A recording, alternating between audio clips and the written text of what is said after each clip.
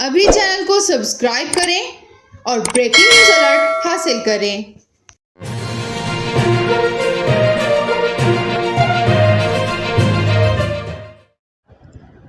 भारत में रवां बरस होने वाले T20 ब्लाइंड वर्ल्ड कप के लिए पाकिस्तानी टीम की शिरकत NCOC से मशरूत है।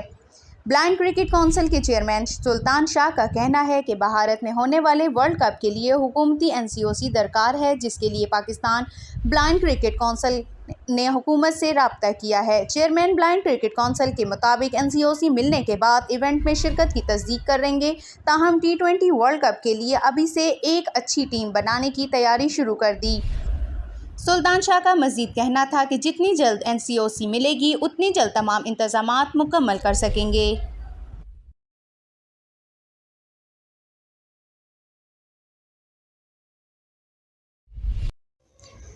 अभी चैनल को सब्सक्राइब करें और ब्रेकिंग न्यूज अलर्ट हासिल करें।